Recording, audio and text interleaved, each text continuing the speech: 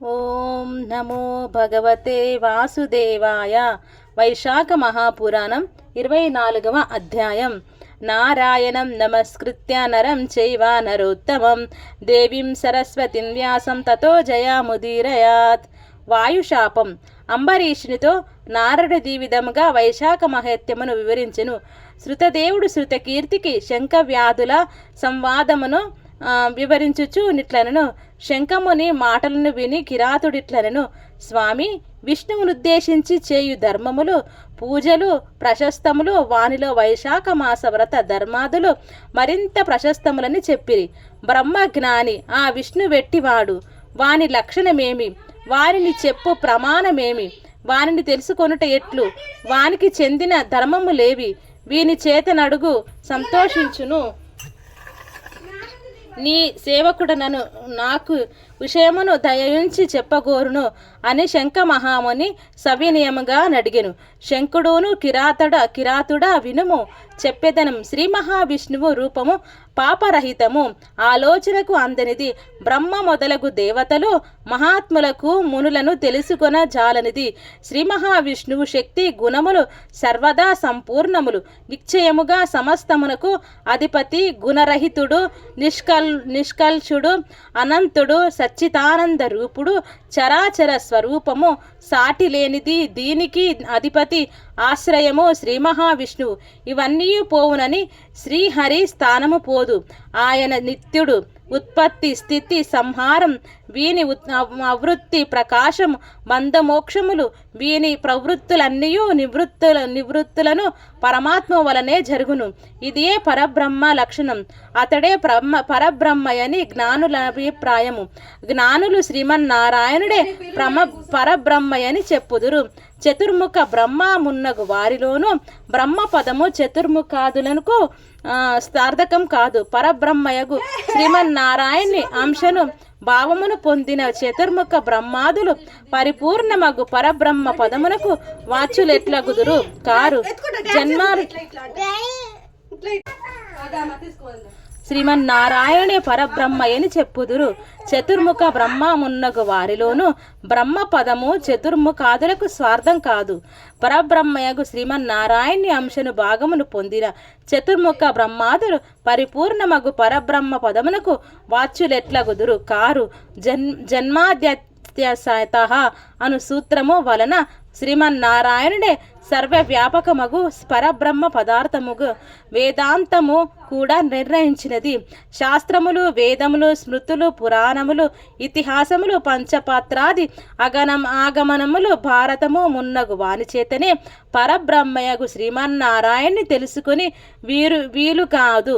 మరి వేరే విధములచే తెలుసుకొన జాలము. కావున వేదాదులు నెరుగని వారు పరబ్రహ్మయగు శ్రీమన్నారాయణుడు నెరుగజాలరు. పరదైవము వేదవేద్యుడు సనాతనుడగు శ్రీ హరిని ఇంద్రియాదుల చేత అనుమానాది తర్కముల చేతను తెలుసుకొన అశక్యం కాదు.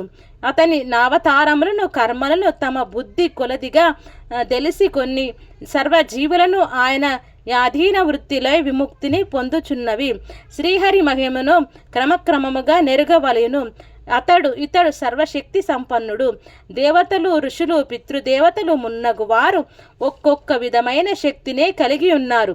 బలము, జ్ఞానము, సుఖము మున్నగునవి ఉండుట చేతనే ప్రత్యక్ష ఆగమ అనుమానాది ప్రమాణాలచే సర్వ ప్రాణులతో మనుష్యుడు ఉత్తముడని ఎరుగవలెను. అట్టి మనుష్యుని కంటే జ్ఞానాదులుండుట వలన రాజు 100 రెట్లు గొప్పవాడు. అట్టి రాజు కంటే మానుష్య గంధర్వులు 100 రెట్లు గొప్పవారు. తత్వాభిమానులకు దేవతలను మానుష్య గంధర్వుల కంటే 100 రెట్లు గొప్పవారిని ఎరుగుము. అట్టి దేవతల కంటే సప్త ఋషులు గొప్పవారు. సప్త ఋషుల కంటే అగ్ని కంటే సూర్యుడు, సూర్యుని కంటే గురువు కంటే ప్రాణం కంటే ఇంద్రుడు మిక్కిలి గొప్పవారు, బలవంతుడు.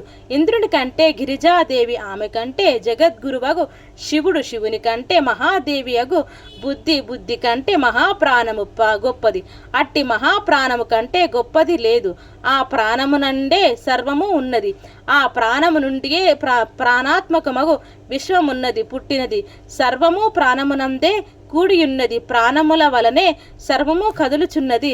నల్లని మబ్బు వలె ప్రకాశించు నీ ప్రాణము సర్వాధారమని పెద్దలు చెప్పుచున్నారు. లక్ష్మీ కటాక్షముచే ప్రాణము నిలిచియుండును. ఆ లక్ష్మీదేవి శ్రీమన్నారాయణి కొద్దిపాటి దయచేతనే మరింతగా ప్రకాశించును. అట్టి సర్వాధారుడు సర్వోత్తముడగు శ్రీ మహావిష్ణువు కంటే గొప్పది సమానమైనది ఏదియూనూ లేదు అని శంకుడు వివరించుచుండగా కిరాతుడు, స్వామి, ప్రాణము అన్నిటికంటే గొప్పదో, ప్రాణము కంటే విష్ణు గొప్పవాడో వివరింపుమని శంకుణ్ణి ప్రార్థించెను. అప్పుడు శంకుడిట్లన్ను, కిరాత వినుము. సమస్త జీవులు పరిశీలించి నిర్ణయించిన ప్రాణాధిక్యమును చెప్పుదును వినుము. పూర్వము శ్రీమన్నారాయణుడు బ్రహ్మాండమును సృష్టించి బ్రహ్మాదులతో నిల్ట్లనెను. దేవతలారా, నేను మీ దేవతల సామ్రాజ్యమునకు బ్రహ్మను అధిపతిగా రాజుగా నియమించుచున్నాను. మరి మీలో గొప్పవారెవరో చెప్పుమని వానిని యువరాజుగా చేయుదును. అతడు శీలము, శౌర్యము, ఔదార్యము మున్న గుణములు కలిగి ఉండవలను అని శ్రీహరి పలుకగా ఇంద్రాదులు నేను గొప్ప అని పరస్పరము వివాదపడిరి. కొందరు సూర్యుడు గొప్పవాడనిరి, ఇంద్రుడు గొప్పవాడని మరికొందరనిరి. కొందరేమో ఏమి అనకన మౌనముగా నుండిరి. ఇంద్రాది దేవతలు యమరాజు పదవికి తమలో తగిన వారెవ్వరూను యువరాజు పదవికి తమలో తగిన వారెవ్వరూనూ తెలియక నిర్ణయించుకోలేక శ్రీమన్నారాయణి కడకు పోయి ఆయననే అడిగిరి. అప్పుడు శ్రీహరి నవ్వుచూ, విరాట్ పురుషుడు సృష్టించి ఈ స్థూల దేహము వైరాజమానబడును. ఈ దేహమున చాలామంది దేవతలు అంశరూపము నుండిరి. ఏ దేవుడు దేవుని అంశ ఈ శరీరం నుండి బయటకు వచ్చిన ఈ దేహం పడిపోవునో, ఎవడు ప్రవేశించినా లేనిచో అతడే ఆ దేవుణ్ణి అంశ అనే బ్రహ్మ తర్వాత యువరాజు పదవికి తగిన దైవమని పలికెను. శ్రీహరి చెప్పిన మాటలకు దేవతలందరూ అంగీకరించిరి. స్థూల శరీరం పాదముల నుండి ముందుగా జయంతులను దేవశ్రేష్ఠుడు వెలుపలికి వచ్చెను. అప్పుడు శరీరం నడవలేక ఉండెను, కాని వినుట చూచుట మున్నగు సర్వ కార్యములను చేయుచుండెను. అప్పుడు ఆ దేహిని కుంటివాడనిరి. స్థూల దేహం గుహ్యావముల నుండి దక్షుడును ప్రజాపతి ఈవలకు వచ్చెను. శరీరం పడిపోలేదు. వినుచు చూచుచు పలుకుచు గాలిని పీల్చుకొని చుండెను. తర్వాత హస్త ప్రదేశము నుండి ఇంద్రుడు వెలుపలికి వచ్చెను. అప్పుడు ఆ దేహిని హస్తహీనుడనిరి. ఆ శరీరం ఇంద్రుడి బయటకు వచ్చినను చూచుట మున్నగు వాని చేయుటచే ఇండును. తర్వాత కన్నుల నుండి సూర్యుడు వెలువలికి వచ్చెను. చూపు లేకపోయినను కానీ ఆ శరీరం వినుట మున్నగు పనులను చేయుచుండెను. దేహం ముక్కు నుండి అశ్వనీ దేవతలు వెలుపలికి వచ్చిరి. వాసన చూడలేకపోయిను కానీ వినుట మున్నగు వని శరీరము చేయుచూనే ఉండెను. దేహము నుండి చెవుల నుండి దిక్కులు వెలుపలికి వచ్చినవి. అప్పుడు ఆ దేహికి వినుడ శక్తి లేకపోయినను చెవిటి వాణి అని అనిరి. చూచుట మున్నగు పనులను చేయచుండెను. దేహము నాలుక నుండి వరుణుడు వెలుపలికి వచ్చెను. దేహికి రుచి తెలియకుండెను. వినుట మున్నగు వానిని చేయుచుండెను. శరీరం పడిపోలేదు. పిమ్మట వాక్కునకు అధిపతియగు అగ్ని బయటకు వచ్చెను. ఆ శరీర మాట పోవుటచే మూగవాడాయను. చూచుట మున్నగు వానిని చేయుచూనే ఉండెను. జ్ఞానస్వరూపుడగు రుద్రుడు శరీరం నుండి వెలుపలికి వచ్చెను. శరీరికి జ్ఞానము లేదు గాని వినుట మున్నగు వాని ఉండెను. తర్వాత ప్రాణము వాయువు వెలుపలికి వచ్చెను. అప్పుడు ఆ శరీరము కన్నులు చెవులు మాట మున్నగునవి పనిచేయుచున్నను నిశ్చేష్టమై పడిపోయెను. దీనిని చూసి దేవతలందరూ ఆశ్చర్యపోయిరి. అప్పుడు శ్రీహరి ఇట్లనను, ఇట్లు నిర్జీవమై పడిన శరీరమునే ఏ దేవత ప్రవేశించి లేవదీయునో అతడే యువరాజుని పలికెను. శ్రీహరి మాటలను విని జయంతుడు దేహీ పాదమును ప్రవేశించెను కానీ శరీరం లేవలేదు. దక్షుడును గుహ్యమున ప్రవేశించెను, శరీరం లేవలేదు. ఇంద్రుడు హస్తమును ప్రవేశించెను, ఆ కళేబరము కదలలేదు. సూర్యుడు కన్నులలో ప్రవేశించెను, ఆ కళేబరము కదలలేదు. దిక్కులు చెవుల్లో ప్రవేశించెను, ఆ కళేబరం కదలలేదు. అగ్ని ప్రవేశించెను, ఆ కళేబరం నుండి ప్రమాట రాలేదు. రుద్రుడు మనసులో ప్రవేశించెను, కళేబరం కదలలేదు. పిమ్మట ప్రాణం ప్రవేశింపగా నా శరీరం లేచెను. అప్పుడు బలము, జ్ఞానము, ధైర్యము, వైరాగ్యము, బ్రతికించుట మొదలగు వానియందు శక్తివంతమగు ప్రాణమునే యువరాజుగా దేవతలు భావించిరి. శరీరం జీవించుటకు కారణమగుటచే ప్రాణమే సర్వాధికమని ఎనిరి. ఈ ప్రాణం తన అంశాల చేత, పూర్ణ భాగం చేత ప్రపంచమంతటను వ్యాప్తమై ఉండెను. ప్రాణహీనమగు జగత్తు లేదు, ప్రాణహీనమగు ప్రాణియు ఈ సృష్టిలో లేదు. అట్టి ప్రాణహీనమగు వృద్ధి లేదు, ప్రాణము లేనిదేదియును ఉండుటలేదు. కావున ప్రాణం సర్వజీవునుల కంటే అధికము, దానిని మించిన బాలాఢ్యమైనది ఏదియూనూ లేదు. ప్రాణం కంటే గొప్పవాడు, సమానుడు ఎవరూనూ ఉన్నట్లుగా నెవరూనూ చెప్పలేదు, చూడలేదు. ప్రాణదేవుడెక్కడే ఆయనను ఆయా పనులను చేయుటచే బహుస్వరూపడగుటచున్నాడు. కావున ప్రాణము సర్వోత్తమమని ప్రాణోపాసన పరులను చూన్నారు. సర్వ సృష్టికి వినాశమునకు స్థితికి ప్రాణదైవమే సమర్థము. విష్ణువు తప్ప మిగిలిన దేవతలందరూను ప్రాణమును తిరస్కరింపలేదు. ప్రాణదేవత దేవాత్మకమును, సర్వదేవాయమము నిత్యము శ్రీహరిని అనుసరించుచుండెను. శ్రీహరి వంశమున నుండును ప్రాణదైవము. శ్రీహరికి వ్యతిరేకమైన దానిని వినదు, చూడదు. రుద్రుడు, ఇంద్రుడు మున్నగి వారు శ్రీహరికి వ్యతిరేకముగా చేసిరి. ప్రాణదైవం మాత్రము శ్రీహరికి ఎప్పుడూను వ్యతిరేకం చేయదు. కావున ప్రాణము శ్రీహరికి బలమనిరి.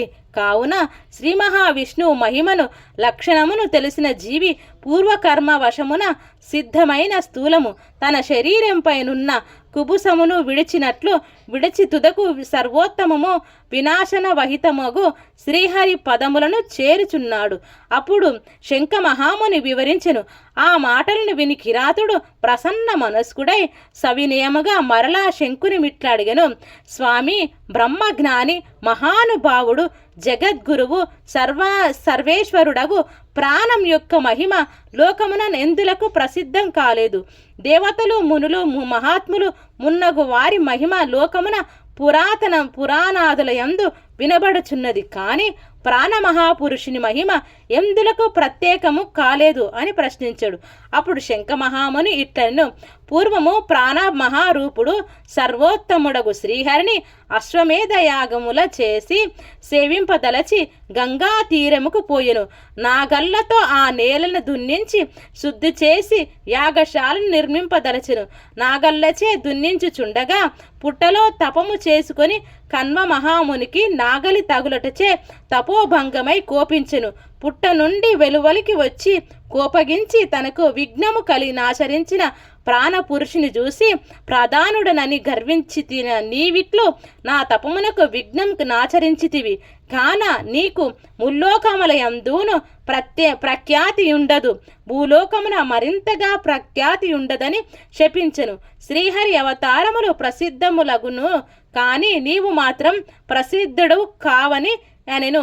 ప్రాణమహాపురుషుడును కోపించి దోషం లేని నన్ను తప్పు చేయకుండునని వారిని ఇట్లు శపించితివి. కావున కన్వాముని నీవు గురుద్రోహివి కమ్మని శపించును. ఆ ప్రవృత్తి నందునకు నిందుతురని ఎరుగెను. కన్వముని శాపం వలన ప్రాణమహాపురుషుడు భూలోకమున ప్రసిద్ధుడు కాలేదు. కన్వాని ప్రాణశాపము ననుసరించి తన గురువు భక్షించి సూర్యునికి శిక్షుడాయను.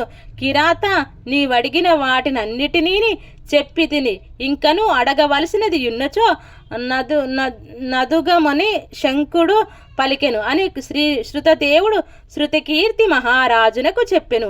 ఈ విషయమును నారదుడు అంబరీషునకు వివరించెను. వైశాఖ పురాణం 24వ అధ్యాయం సంపూర్ణం.